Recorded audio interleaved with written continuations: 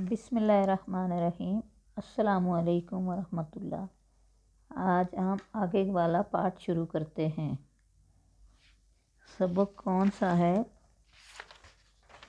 دولت فن سے نہیں ملتی، صبر سے ملتی ہے۔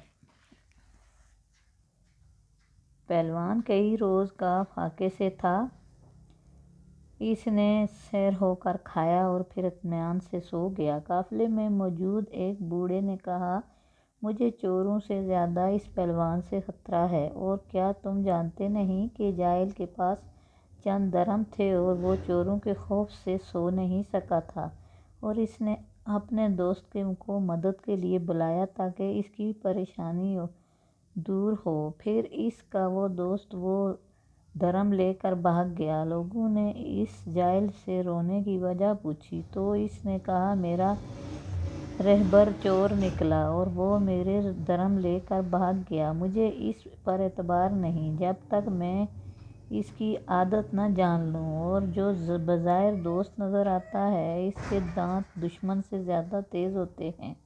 یہ مجھے چوروں کا ساتھی دکھائی دیتا ہے، اور یہ جاسوسی کے لیے ہمارے ساتھ آن ملا ہے، اور ہمارے لیے بہتر ہے کہ اسے سوتا چھوڑ کر نکل جائیں۔ قافلے والوں نے بوڑھے کی بات مان لی اور وہاں سے چل دیے۔ پہلوان جب سو کر اٹھا تو دن چڑھ چکا تھا اور قافلے کا کہیں نام نشان نہ تھا۔ وہ جنگل میں بھٹکتا رہا اور اسے راستہ دکھائی نہ دیا۔ جب اسے اپنی موت کا یقین ہو گیا تو اس دوران ایک شہزادہ وہاں سے گزرا جو شکار کی غرض سے جنگل میں آیا تھا اور راستہ بھٹک گیا تھا۔ اس نے پہلوان کو دیکھا تو پہلوان سے دریافت کیا کہ وہ کون ہے اور کہاں سے آیا ہے۔ پہلوان نے اپنی بے بسی کی کہانی سنائی اور شہزادے کو اس پر ترس آ گیا۔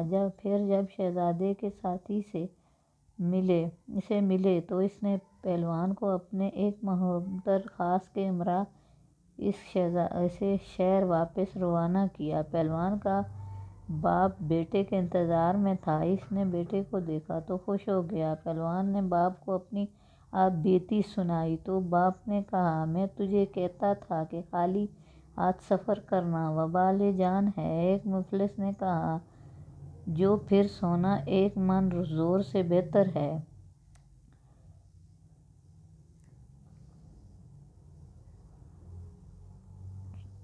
ایک مفلس نے کہا، جو بارسونا ایک من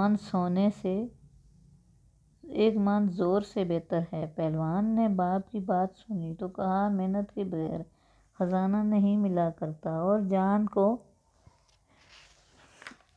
خطرہ میں ڈال کر ہی دشمن فوج پر قابو پایا جا سکتا ہے۔ بیج ڈالے بغیر کھیتی کے اگنے کا انتظار کرنا فضول ہے۔ میں نے سفر کی جو تکلیف برداشت کی، اس کا انعام مجھے شہزادہ کی جانب سے ملنے والی خلعت تھا، اور میں نے سفر کی معمولی تکلیف کے بدلہ خلعت پائی ہے۔ شہد کی مکھی سے ڈنک کھانے کے بعد شہد جمع کرنے کا کیا فائدہ؟ رزق قسمت میں لکھا ہے، مگر اس کی تلاش کے لیے سعی لازم ہے۔ غوطہ خور مگرمچھ کے خوف سے سمندر میں چھلانگ نہ لگائے تو وہ قیمتی موتی کیسے پائے؟